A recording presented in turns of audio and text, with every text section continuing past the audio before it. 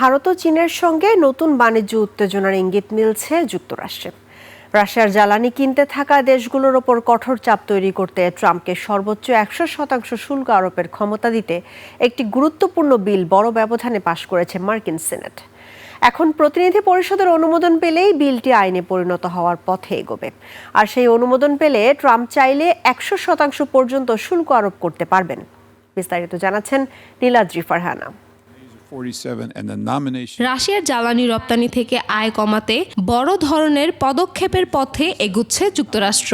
এই লক্ষ্যেই ভারত ও চীনের মতো রাশিয়ার বড় ক্রেতা দেশগুলোর পণ্যে সর্বোচ্চ 100% শুল্ক আরোপের ক্ষমতা প্রেসিডেন্ট ডোনাল্ড ট্রাম্পকে দিতে একটি দ্বিদলীয় বিল মার্কিন সিনেটে 86-12 ভোটে সমর্থন পেয়েছে।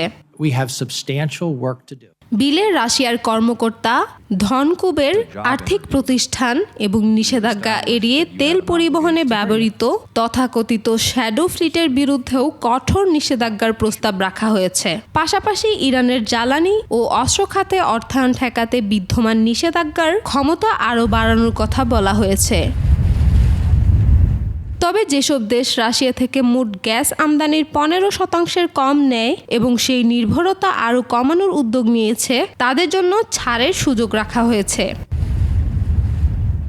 বিলের সমর্থকদের দাবি, এতে রাশিয়ার জ্বালানি আয় কমবে এবং ইউক্রেন যুদ্ধ চালিয়ে যাওয়ার অর্থনৈতিক সক্ষমতা দুর্বল হবে। তবে কিছু ডেমোক্রেটের আশঙ্কা, অতিরিক্ত শুল্ক আরোপের ক্ষমতা ট্রাম্পের হাতে গেলে যুক্তরাষ্ট্রের আমদানি পণ্যের দাম বাড়তে পারে, যার প্রভাব পড়তে পারে মিত্র দেশগুলোর উপর।